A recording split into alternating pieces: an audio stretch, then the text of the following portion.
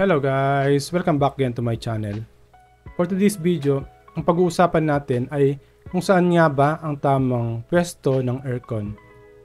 So kung bago ka pa lang na mag-aircon, tapos nag-iisip ka kung saan pwedeng i-install or kung saan magandang i-install yung aircon. So itong video na to ay para sa'yo. Kung wala ka naman choice, dun sa pwede na lang siguro. Okay, pero dun sa mga merong choice, nag-iisip ng pwesto kung saan nga ba yung ideal placement ng aircon, itong video na to ay para sa'yo. So itong video na to, i-cover ko yung ideal placement ng aircon, yung mga benefits na makukuha mo kapag tama yung pwesto ng aircon, yung ideal height ng aircon kapag i-install mo, window type, tsaka split type. Yan. Yung mga tips pa kapag mag-install ka ng window type aircon kung gusto mong mag-DIY. Okay. Tapos, tsaka yung mga iba pang tips. Yan. Okay. Disclaimer muna, hindi ako expert. Yung mga sasabihin ko ngayon ay based lamang sa experience ko. Kaya kung meron man akong masabing mali dito, pag-correct na lang ako sa comment section. Kung meron kang question, suggestion, or gustong pagawa ng content, ilagay mo lang sa comment section. Kung hindi ka pa nakasubscribe, kung subscribe ka na, i-click mo yung notification bell para ma-notify ka sa mga susunod ko pang mga videos. Okay? So ngayon start tayo dun sa mga benefits na makukuha mo kapag tama yung pwesto ng aircon mo. So yan, meron ako list dito. Gumawa ko ng list ng mga benefits kapag tama yung pwesto ng aircon. Benefits of proper air conditioner placement. So yung number 1, efficient cooling. So magiging efficient yung aircon mo. Energy efficiency. Yan. Magiging matipid yung aircon mo. Improve air quality. Yung quality ng lamig sa room mo ay magiging maganda. Extended lifespan. Yung lifespan ng aircon mo ay tatagal. Reduce noise. Magiging tahimik yung aircon. Even distribution of air. So, pantay yung lamig na makukuha mo sa loob ng room mo. Okay? Yan yung mga benefits na makukuha mo kapag tama yung pwesto ng aircon mo. So, ngayon punta tayo dun sa ideal placement ng aircon. So, saan nga ba maganda na install yung aircon? Ito. The ideal placement for installing an air conditioner, as much as possible, dapat nasa central location yan. Or nasa sentro dapat yan ng room or kung saan mo man gustong install yung aircon. Ang maganda kasi kapag nasa center yung indoor unit mo, ay maganda yung distribution ng hangin. Magiging even yung distribution ng hangin dahil nga abot niya lahat ng corner. Kasi meron nag-comment dati na bakit daw yung room nila ay meron lang side na malamig. Tapos yung ibang side daw ay hindi gaanong malamig. So siguro yung aircon niya ay nasa side.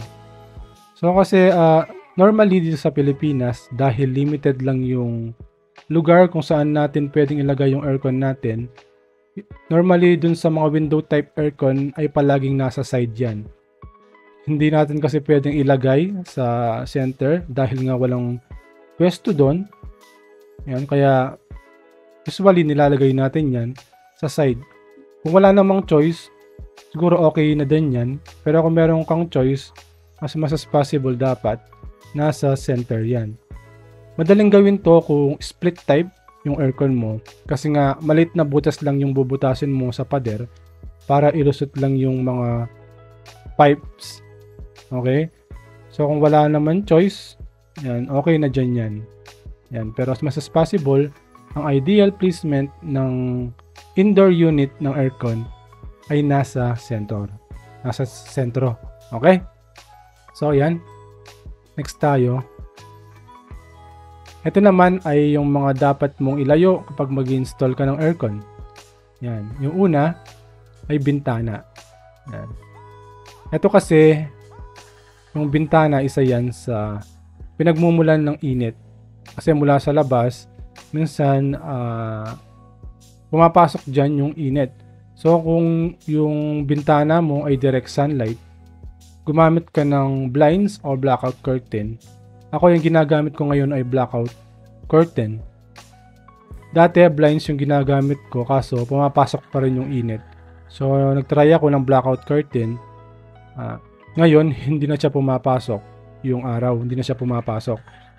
So nabawasan yung init sa loob ng room ko dahil nga hindi na pumapasok yung araw mula sa labas.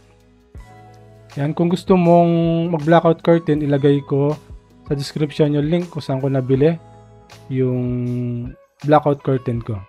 Okay? Tingnan mo na lang dyan. Yung pangalawa, yung aircon mo dapat ilayo mo siya sa direct sunlight. Ang sabi ng Meralco, kapag daw nasa lilim yung outdoor unit, ay nababawasan daw ng 10% yung konsumo ng aircon. Base yan sa Meralco. So as much as possible, dapat ilayo mo yan sa direct sunlight. Okay, number 3, ilayo mo yan as much as possible sa taas ng TV. Normally, mga nakikita kong to ay mga split type na aircon. Dahil nga siguro wala silang choice, kaya doon nila in-install yung aircon nila. So as much as possible, dapat wag mo siyang i-install sa taas ng TV. Bakit? Kasi yung mga split type, minsan tumutulo yan sa harap. Yung tubig niyan minsan tumutulo sa harap. Kasi kapag barado yung drain pipe niyan, or kung saan tumutulo yung tubig, kapag barado yun, maghahanap ng ibang way yung tubig kung saan lalabas. Kaya tumutulo yan sa harap. So kapag nasa baba yung TV mo, tapos yung TV kasi sa likod meron siyang ventilation, yung meron siyang butas. So kapag tumulo yung aircon, may possible na papasok yung tubig dyan. So kapag sinindi mo yung TV, yon, may possible na masira. Ang isa pa, kapag kasi sinindi mo yung TV, tapos nakasindi din yung aircon, yan, baka ma-detect ng aircon na merong heat load. Kasi yung TV nagpo-produce siya ng init. Okay, baka ma-detect yan ng indoor, tapos utusan yung compressor na paandarin. Kapag laging umaandar kasi yung compressor, mataas magkonsumo ng kuryente. Okay?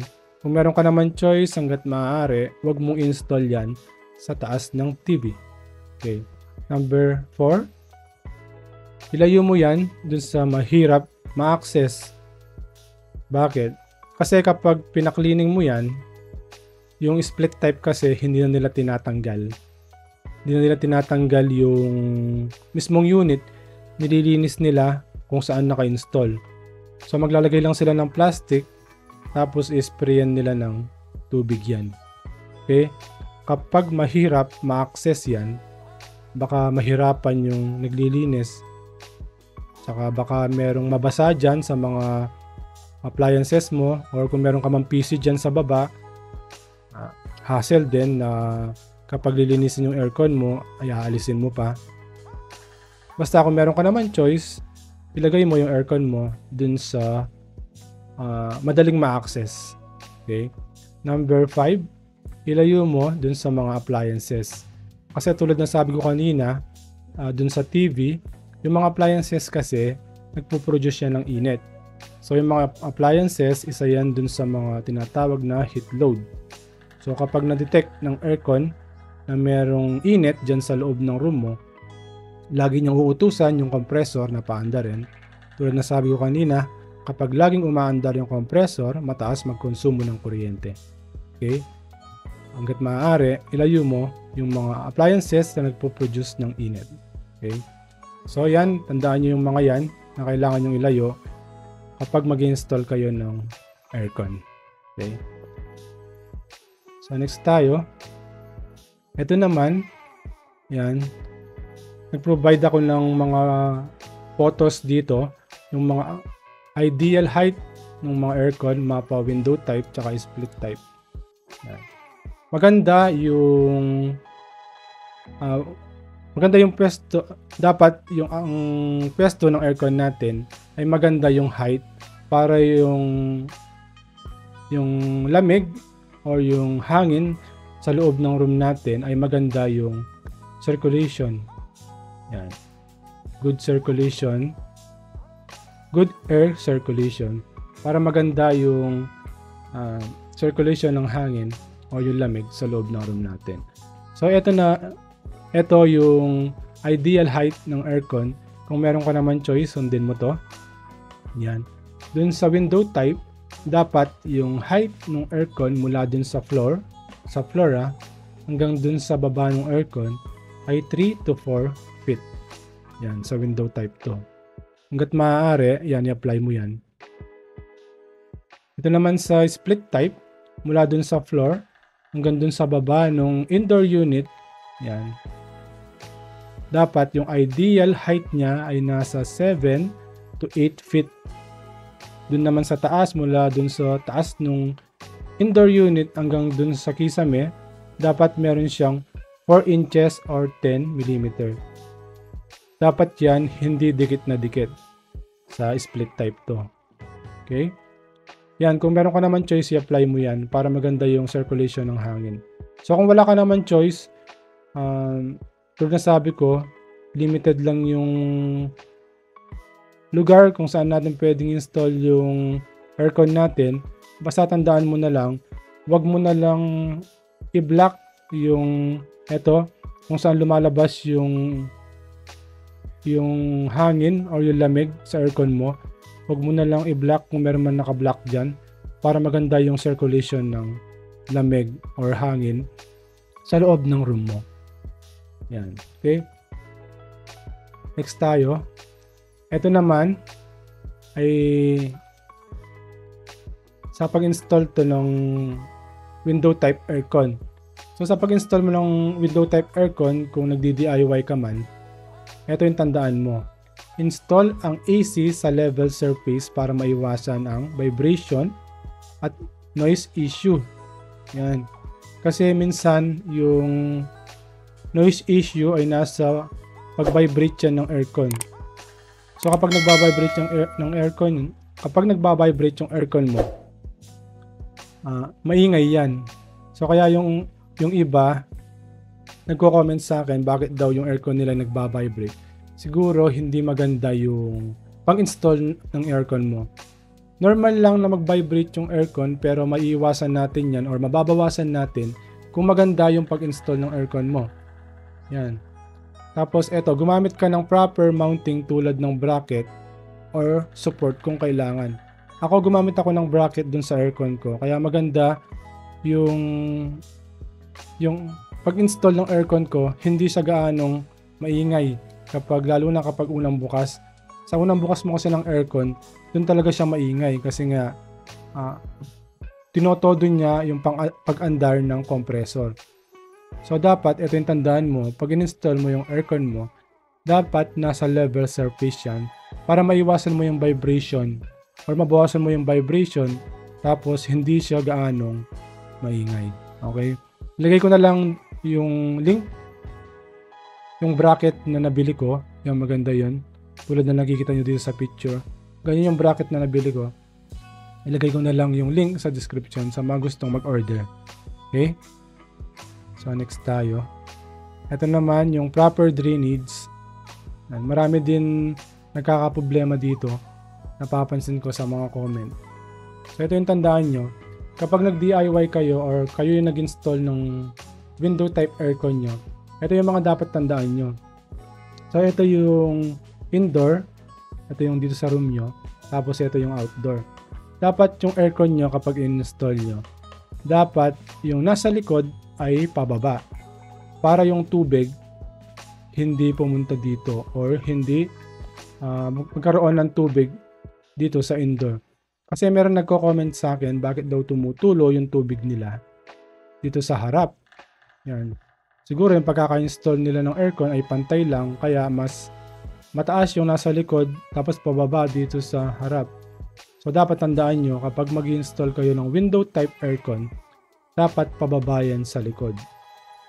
Yeah, okay? So dapat nakababayan ng 10 to 15 mm. Yan yung ideal. Okay? So, dapat nakababayan lagi para dito tumulo yung tubig. Yan. Dun naman sa mga merong pader, dun sa likod ng aircon nila, dapat yung pader mula dun sa likod ng aircon nyo hanggang dun sa pader dapat over 50 mm yan. Yung layo nila. Para maganda yung ventilation ng aircon nyo. Kasi naglalabas siya ng init. So kapag malapit yan, baka mag-bounce lang dito yung init. Yan. So, hanggat maaari, dapat over 500 mm yung layo mula dun sa likod ng aircon nyo hanggang dun sa pader sa likod. Dun lang sa mga merong pader dun sa likod. Okay? So, yan, tandaan yung mga yan para hindi tayo magka-problema sa pag-install ng aircon. Dito naman sa split type, yan. Ito yung paalala ko. Dapat yung piping niya, yung copper piping, dapat hindi lalagpas ng 50 feet or 15 meters mula dun sa mismong indoor hanggang dun sa outdoor. So ito naman, yung mga split type, kapag mag-install ka ng split type, dapat talaga professional yung mag-install. Hindi mo pwedeng i-DIY yan except kung meron ka talagang knowledge or tools. Kasi gagamit ka ng tools kapag split type kapag i-install mo yung split type. Kaya dapat professional yung mag-i-install yan. Kasi minsan dyan nagkakaproblema. Kahit na maganda yung nabili nila na aircon, tapos hindi magaling yung mag-i-install ng aircon, magkakaproblema yung aircon nyo. Tapos ang sisisihin nila mismo ay yung brand ng aircon. Na kesyo pangit daw yung brand na to, hindi daw maganda, merong mga issue. Minsan kasi nagkakaproblema dun sa pag-install. So maghanap kayo ng magaling mag-install. Okay? Yan yung paalala ko na kailangan yung copper piping dapat 50 to 15 meters lang para maganda or makuha niya talaga yung potential na performance ng split type aircon. So ito dun sa mga split type to. Yan. Okay, sana meron kayo natutunan sa mga video na to. Kung meron man, bigyan naman ng likes. Kung meron kang question, suggestion, or gusto pang idagdag dito, kung meron pa kayong gustong idagdag, pag-comment na lang sa comment section. Kung hindi ka pa nakasubscribe, mag-subscribe ka na. Click mo yung notification bell para ma-notify ka sa mga susunod ko pang mga videos. So guys, yan. Hanggang dito na lang tong video na to para hindi tayo mapahaba. Sana meron kayong napulot dito sa video na to. Kita-kita ulit tayo sa susunod ko pang mga videos. Maraming salamat sa panonood. Bye!